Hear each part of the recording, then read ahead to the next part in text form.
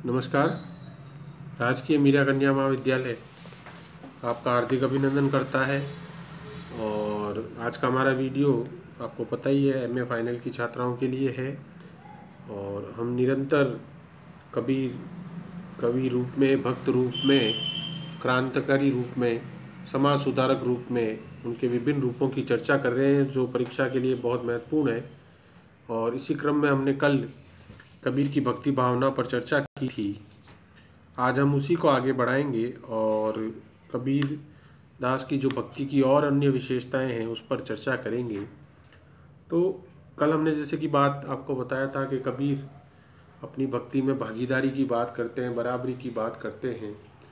और उनकी भक्ति भावना इसलिए भी अनूठी है कि वहाँ पर नतमस्तक समर्पण जैसा भाव नहीं है। वहाँ बुद्धि, विवेक, तर्क को तिलांजलि नहीं दी जाती, बल्कि कबीर तो यही कहते हैं कि वह हर आचार विचार जो बुद्धि से परे है, जिसको हम लॉजिक नहीं लगा सकते, तो उसको हम कैसे धर्म साधना या भक्ति का अंग मान लें।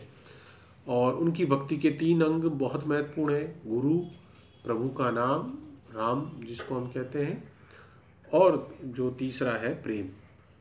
और इस कबीर की भक्ति भावना जो प्रेम भक्ति कहलाती है, उसके जो है 2 आदर्श हैं, सती और सूर।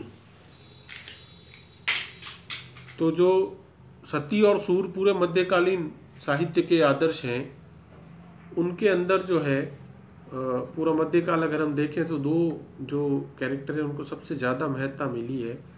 पहला तो है योद्धा, यानी जो युद्ध की भूमि पर लड़ने वाला, जो अपना सर्वस्व बलिदान कर देता है, जो अपना सर जो है वो कटवा डालता है। और दूसरा जो है वह है सती। यानी ये जो हमारी पूरी मध्यकालीन भक्ति साधना के आदर्श रहे, ये दोनों ने अपना सर्वस्व, अपना प्राणों की आहुति दे देते हैं, जिससे यह प्रेम करते हैं। सूर जो राष्ट्र से करता है और सती जो अपने प्रिय से करती है। इसीलिए कबीर की कविता में इन दोनों को भक्ति का पैमाना माना गया है। और यह कबीर कहते हैं कि भक्ति के क्षेत्र में कोई जो है हीन नहीं है। हीन के लिए उनके यहाँ शब्द है मध्यम। कहे कबीर मध्यम नहीं कोई, जो मध्यम सो मध्यम जा राम मुख ना हुई। यानी कोई भी व्यक्ति हीन नहीं है। हीन वह है, मध्यम वो है जिसके मुंह में राम नहीं है। और ये राम क्या है? यह है नैतिकता वाला, बिना छल छद्म वाला, बिल्कुल सीधा सादा जीवन जीना। ऐसा नहीं कि दिन भर तो मिलावट करो और शाम को जो है वहाँ जाकर दान दो या भक्ति का जो है वो करो। दिन भर तो किसी से रिश्वतखोरी करो, दिन भर तो किसी का गला काटो, और शाम को जो है या दिन में जो है जाकर माला फेर दी या टीका लगा लिया और वो बन गए। नहीं, कबीर कहते हैं कि भक्ति, असली भक्ति वही होती है जब अपना आचरण भी आप नैतिक और निश्चल रखो। दूसरों को पीड़ा पहुंचाना, दूसरों का बुरा करना, दूसरों को जो कष्ट पहुंचाना, ये भी एक तरफ चलता रहे और दूसरी तरफ ईश्वर की भक्ति चलती रहे। ऐसी भक्ति कबीर को स्वीकार्य नहीं है, जो कि आजकल हो गई है। आज का हम समाज देखते तो इसीलिए तो कबीर प्रासंगिक है। कबीर का बार बार क्यों जिक्र आता है, कबीर की जो है वो समाज सुधार क्यों आज भी हमें महसूस होता है? क्योंकि आज हमने भक्ति को वही बना लिया है कि हम अपने लाख बुरे कर्म करेंगे, हम खुद से भले ही दुनिया भर की वो करें, लेकिन हम जो है उधर जाकर जो है हम साफ पाक हो जाते हैं। ऐसा नहीं होता है। कबीर कहते हैं कि अगर आप भक्त हो, अगर आप भक्ति करते हो, तो आपका जीवन भी वैसा ही होना चाहिए जैसा कि जो है वो भक्त का होना चाहिए। बिल्कुल नैतिक, समता परक, दूसरों से बराबरी करते हुए। यो नहीं कि मैं ऊपर हूँ, वो नीचे है, वो इसका ये है, वो वाला मामला भी कबीर के यहाँ नहीं चलता। एक और उनकी पंक्ति है भक्ति के लिए कि ना हो डरो, ना और को डराऊं। और वो ये भी कहते हैं कि भक्ति भावना में ये नहीं होता कि मैं किसी को डराऊं या मैं किसी से डर जाऊं। दोनों ही बातें कबीर के यहाँ नहीं है। ना तो किसी को डराना है आपको और ना ही किसी से डरना है। क्योंकि किस लिए डराना किसी को? क्यों डराना है आपको किसी को? और क्यों किसी से डरना है? अगर आपने अपने कर्म, अपना जीवन शैली अपने आप बिल्कुल वैसी रखी है, जो परिश्रमी है, जो नैतिक है, जो उचित है, जहाँ पाप नहीं है, तो किसी से डरने की जरूरत नहीं है। और अगर आप ऐसा करते तो किसी को डराने की भी जरूरत नहीं है। कबीर इस भक्ति में इतना मग्न हो जाते हैं कि वो कभी कभी तो अपने ईश्वर को सगुण रूप भी दे डालते हैं, कभी कभी वो उनको बिल्कुल मनुष्य का दर्जा दे देते हैं। और जो उनके जो भक्ति के आप देखेंगे, जो उनके प्रेम वाले पद है, वहाँ पर वो स्वयं को राम की पत्नी बना देते हैं, प्रेमिका बना देते हैं। वो ईश्वर को इतना मतलब वो कर देते हैं कि ना हो देखूं और को ना तुझे देखन देऊं, यानी मैं किसी को देखूंगा और ना ही तुझे किसी को देखने दूंगा। ये होती है भक्ति, ईश्वर से अनन्यता, एक अद्वितीयता और बिल्कुल जो है एकात्मकता। यानी ना तो मैं और किसी ईश्वर को देखूंगा, ना मुझे देखने की जरूरत है और ना आपको कोई जो है देखने की जरूरत है। ऐसी भक्ति जो होती है वो बराबरी पर होती है, वो अनुराग पर आधारित होती है, वो भागीदारी पर आधारित होती है। यहाँ पर जो है समर्पण वो प्रेम का होता है। और कबीर की जो है वो भक्ति ऐसी भक्ति है। हुआ धीरे धीरे असल में ये कि हमारी भक्ति भावना जो थी वो नतमस्तक समर्पण बन गई, जहाँ लॉजिक बुद्धि का खत्म कर दिया गया। यानी कोई भी सवाल आप नहीं पूछ सकते।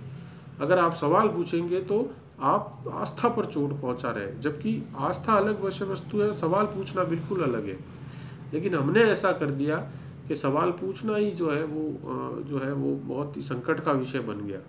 कबीर के यहाँ ऐसी नहीं है। कबीर ऐसी कोई भक्ति भावना नहीं मानते। उनको वो ईश्वर जो निर्गुण राम है, वो कबीर उनसे वही चीज करना चाह रहे हैं जो जहाँ पर जो है वो जो है जो वस्तुनिष्ठ हो, और जहाँ पर किसी तरह का ऊंच नीच, जोड़ भाव, जन्म से कोई भेदभाव या हीनता ना हो।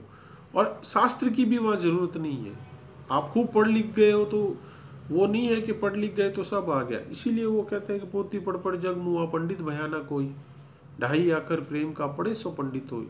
क्यों लिख रहे हैं ये? बहुत किताबें पढ़ लिया आपने, बहुत ज्ञान अर्जित कर लिया, लेकिन आप मनुष्य के साथ गलत व्यवहार कर रहे हैं। आप किसी को कष्ट पहुंचा रहे हैं, किसी को पीड़ा दे रहे हो, किसी के आप दुख का कारण हो, रोज रोज आप किसी को दुखी कर रहे हो, तो आपका वो पढ़ना लिखना क्या सार्थक रहा? आज हम अपने आसपास हजारों लोगों को ऐसा देखते हैं, खूब पढ़े लिखे हैं, खूब ऊंची उनकी विद्या है, खूब ऊंची उनकी बुद्धि है, लेकिन क्या है, उनके अंदर प्रेम नहीं है किसी के प्रति, दूसरों के प्रति नहीं है।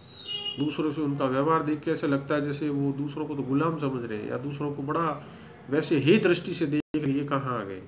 तो ये भावना जो है वो कबीर की भक्ति भावना से मेल नहीं खाती। कबीर के यहाँ सब बराबर है। आसमान जो मनुष्य के जिस तरह से आसमान होता है उसके सर के ऊपर एक जैसा, सब मनुष्यों के आसमान एक जैसा है सर के ऊपर, वैसी कबीर की भक्ति भावना है।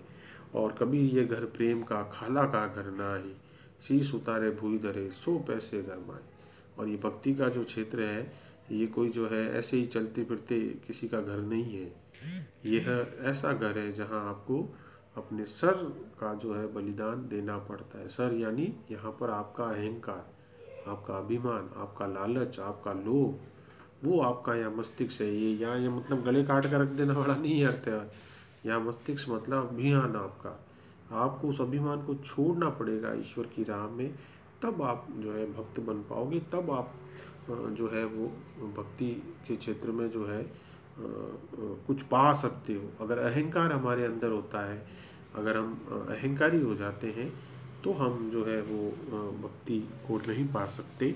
और कबीर की भक्ति भावना को एक लाइन में समझना हो तो उनकी बहुत प्रसिद्ध पंक्ति है, कस्तूरी कुंडल बसे मृग ढूंढे वन माही। हिरण होती है एक तरह की, जिसकी नाभि में वो होती है कस्तूरी। उस बेचारा, वो तो जानवर है, अपन तो है नहीं, वो पूरे वन में ढूंढती है कि ये खुशबू कहाँ से आ रही है, ये कस्तूरी की गंध कहाँ से आ रही है। उस बेचारी को नहीं पता कि ये गंध उसके अंदर ही मौजूद है, जिसे वो वन वन ढूंढती फिर रही है। कबीर कहते हैं कि हमारे यहाँ भी भक्ति की स्थिति जो है, भक्त की स्थिति उस हिरण के जैसी है। वन वन ढूंढता फिर रहा है, जगह जगह सर नवाता, जगह जगह खोज रहा है शांति को, सद्भाव को। वो कहाँ पर है? आपके अंदर, आपके हृदय के अंदर है। कस्तूरी कुंडल बसे मृग ढूंढे वन माही। और हम वन वन घूम रहे हैं, शांति, अध्याय, अरे कहाँ है ईश्वर, कहाँ मिलेगा? इधर से उधर जा रहे हैं, दक्षिण जा रहे हैं, उत्तर जा रहे हैं, पश्चिम जा रहे हैं। ईश्वर आपके हृदय में है।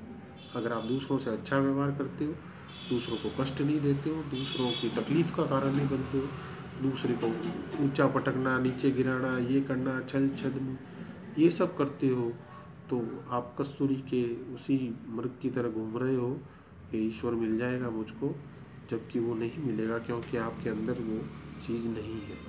आपको अगर ईश्वर पाना है तो आप अपने अंदर से ही सुधार कर लो, आप अपने अंदर ही झांको, वही ईश्वर बैठा है, वो कण कण में है तो आपके अंदर भी है।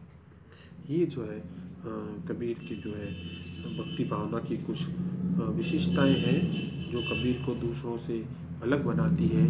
वो चाहते हैं कि भक्ति के क्षेत्र में सब बराबर हो, ऐसा नहीं है कि जो है केवल बातों में हमारी बराबरी हो, बल्कि व्यवहार में भी हमारी बराबरी जो है वह होनी चाहिए। ये ऐसे कबीर जो है हमारे सामने एक अनूठे भक्त के रूप में आते हैं, जो कविता में तो नारी को माया, माँ ठगनी, पता नहीं क्या क्या कहते हैं, लेकिन जब भक्ति के क्षेत्र में आते हैं तो खुद स्त्री बन जाते हैं, खुद नारी बन जाते हैं। क्योंकि हम भी जानते हैं कि एक मनुष्य से जितना स्नेह नारी कर सकती है, आप माँ को देखिए, माँ जो अपने संतान को जितना स्नेह कर सकती है उतना पुरुष नहीं कर सकता, है ही नहीं उसके अंदर, उस तरह की बात ही नहीं है उसमें, वो इस स्त्री में है। वो है वो जो जिससे स्नेह करेगी संतान से तो टूट के करेगी, खुद भूखी रह जाएगी, उसको भूखा नहीं सोने देगी, ये बात है। इसलिए कबीर भक्ति में आके बार बार खुद स्त्री बन जाते हैं, खुद नारी बन जाते हैं, और अपने राम को जो है वो अपना जो है कभी पिता, कभी जो है पत्नी, कभी प्रिय, कभी जो है पति, सब कुछ बना लेती है वो, क्योंकि उनको पता है कि ये भक्ति जो है वो कौन कर सकता है। तो ये कुछ कबीर की भक्ति भावना पे बातें थी। और बहुत महत्वपूर्ण प्रश्न है, अगर नहीं आया है पिछले वर्ष तो इस बार पक्का आएगा। तब तक के लिए आप इसको और तैयार कीजिए और मुझे लिखकर वीडियो जो है इसका आप व्हाट्सएप फ़ोटो खींच के मुझे भेज सकते हो कबीर की भक्ति भावना पे। शुभ रात्रि।